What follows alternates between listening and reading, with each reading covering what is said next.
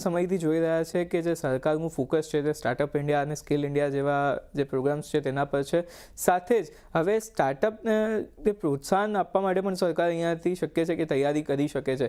કઈ રીતના કરશે તેની વાત કરીએ તો સ્ટાર્ટઅપની જે પરિભાષા છે તેમાં કોઈક બદલાવ સંભવ છે. ડીપ ટેક ઇનોવેશન એઆઈને પ્રોત્સાહન આપવા માટે ખાસ કોઈક જાહેરાત આવી શકે છે તેવું આજે આપણને સૂત્રો જણાવી રહ્યા છે. સાથે જ સ્ટાર્ટઅપની જે પરિભાષા છે તેને વિસ્તૃત કરવામાં આવશે અને આ પરિભાષામાં કોઓપરેટિવ્સ જે હોય છે તેમને પણ સામેલ કરી શકે છે તેવી એક માહિતી જે છે આજે આપણને સામે આવતી દેખાય છે.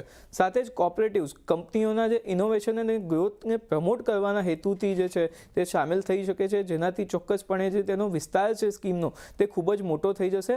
એટલે ક્યાંક ને ક્યાંક જે નવા ઇનોવેશન આવે છે તેને સરકાર અહીંયાથી ચોક્કસપણે સપોર્ટ કરવા માંગતી હોય તેવું દેખાય છે. સાથે જ ક્વોન્ટમ ટેક, એરોસ્પેસ, ડિફેન્સમાં R&D દ્વારા સ્ટાર્ટઅપ્સને વૈશ્વિક સ્તરે પહોંચાડવામાં આ જે સ્કીમ છે તે મદદ કરી શકે છે જો આ પ્રકારનું કોઈ એનાઉન્સમેન્ટ આવે છે તો. સાથે જ ફંડ ઓફ ફંડ્સ હેઠળ આ જે સ્કીમ છે તે માટે 10,000 કરોડની ફાળવણી પર અહીંયાથી સરકાર કરી શકે છે તેવું આપણને સૂત્રો જણાવી રહ્યા છે. તો જો કોઈ એવું પ્રકારનું ચોક્કસપણે આવે છે બજેટમાં તો એક સ્ટાર્ટઅપ માટે ખૂબ જ મોટી વાત રહેશે.